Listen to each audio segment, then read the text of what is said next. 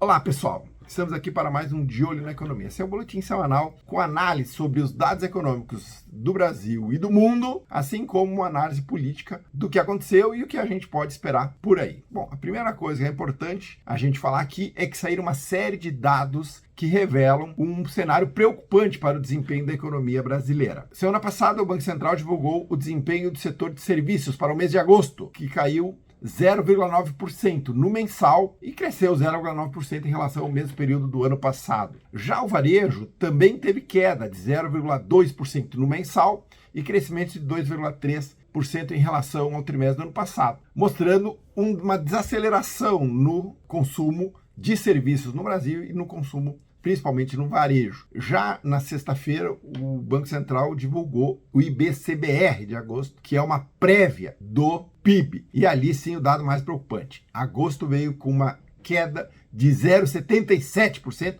muito forte. E se tu pegar o trimestre móvel findado, junho, julho e agosto, esse trimestre também apresenta uma queda de 0,65%, indicando que pode vir aí um trimestre com queda na atividade no desempenho econômico. Junte-se a isso, a esses indicadores ruins do desempenho da economia, saíram duas pesquisas, tanto da CNI quanto da agência Quaest, falando sobre a piora da percepção dos brasileiros em relação à economia no que diz respeito à inflação, a desemprego e renda. Como, por exemplo, no caso da inflação, 47% dos brasileiros achando que a inflação vai aumentar, enquanto apenas 30% acham que a inflação vai cair. Isso significa, pessoal, que a população brasileira está percebendo a deterioração dos fundamentos econômicos da economia brasileira e de que ela efetivamente está desacelerando. Como resultado prático, o ministro Haddad começou a ter mais rejeição, que também saiu na pesquisa Quaest. Ele teve uma piora nas avaliações de ótimo ou bom e um aumento nas avaliações de péssimo e ruim. Elas estão basicamente empatadas. 26% dos brasileiros acham que Haddad está fazendo um bom ou um ótimo trabalho e 26% dos brasileiros acham que ele está fazendo um ruim ou péssimo trabalho e 30% acham que ele está fazendo um trabalho regular, ou seja, são neutros em relação a isso. Então, o desempenho na economia já deixa os brasileiros mais pessimistas, e é importante ressaltar que quanto mais pessimista estiver o brasileiro, menos ele vai consumir, porque ele acha que o emprego dele está em risco, que a renda dele está em risco, e isso reduz o consumo hoje. As expectativas são um componente importante da demanda. E de certa forma, corroborando essa desaceleração da economia, nessa semana a Receita Federal do Brasil divulgou o seu indicador de arrecadação. E olha só, pelo quarto mês seguido, a arrecadação no Brasil caiu em termos reais. No mês de setembro, caiu 0,34%. Ou seja, o governo efetivamente está arrecadando menos, em linha com esta piora e essa deterioração das condições macros que estão fazendo a economia brasileira desacelerar, certo? E finalizando nossa análise dos dados